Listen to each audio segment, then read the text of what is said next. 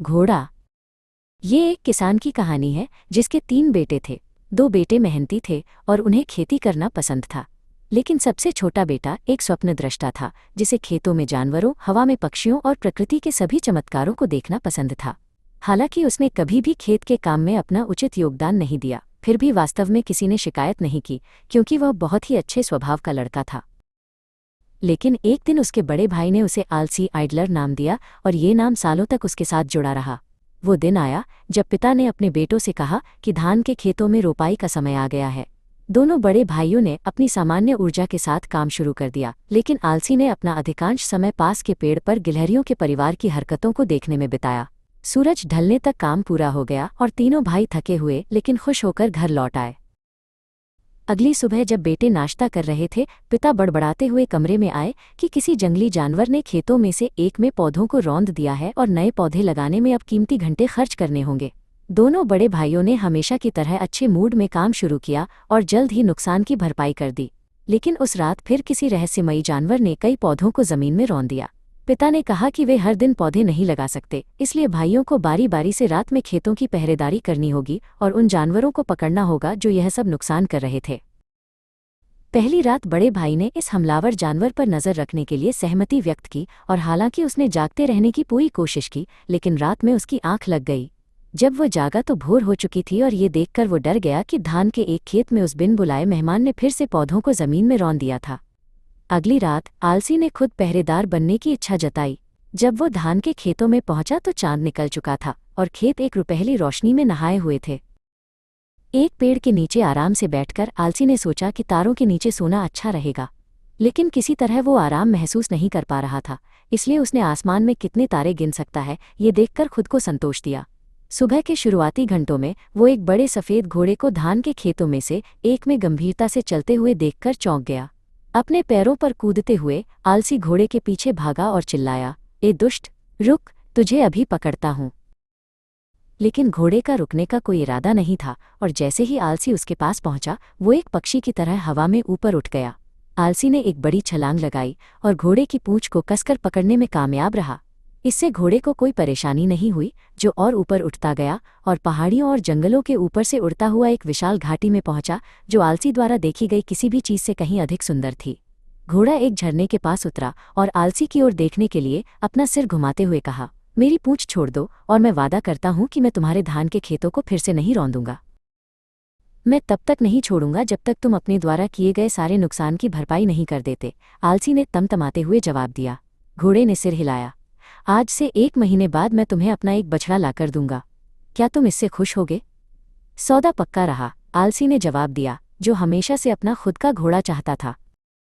लेकिन सबसे पहले तुम्हें मुझे घर ले जाना होगा। ठीक है, घोड़े ने कहा, मेरी पीठ पर कूद जाओ। आलसी को अपनी पीठ पर बैठाकर घोड़ा वापस देश के ऊपर से उड़ा और आलसी को उसके घर की दहलीज पर उतार दिया।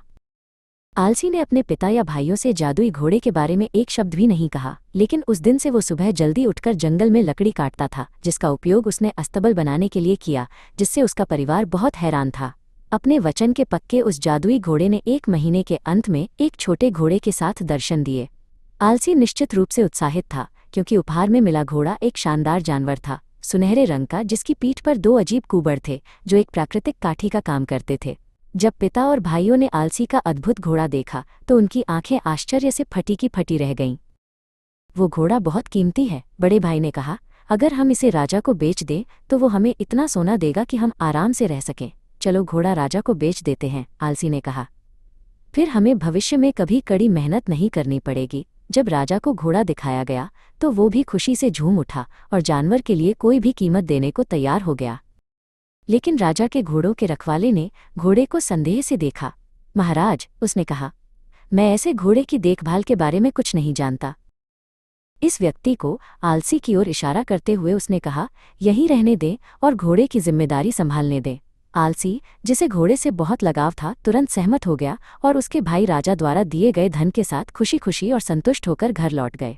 आलसी को जल्दी पता चल गया कि राजा एक जिद्दी और बुरे स्वभाव वाला तानाशाह था, जिसे छोटी छोटी गलतियों के लिए अपने गरीब नौकरों को कोड़े लगवाने या सिर कलम करवाने में मजा आता था। और इसलिए आलसी ने राजा से जितना हो सके बचने का ध्यान रखा। लेकिन एक सुबह राजा ने उसे बुलवाया और आलसी सोचने लगा कि क्या गड़बड़ हो सकती है। राजा अपने हमेशा के बुरे मूड में लग रहा था। अपना घोड़ा ले जाओ, उसने आलसी को आदेश दिया, और सागर की राजकुमारी को यहाँ लाओ ताकि मैं उससे शादी कर सकूं। लेकिन मुझे तो ये भी नहीं पता कि सागर कहाँ है, आलसी ने मासूमियत से कहा। राजा ने उसे घूर कर देखा। तुम्हें मेरी आज्ञा का पालन करना होगा, नहीं तो मैं तुम्हारा सिर कटवा दूंगा। बेचारा आलसी महल से बाहर भागा और अस्तबल में जाकर अपने घोड़े को राजा की आज्ञा के बारे में बताया।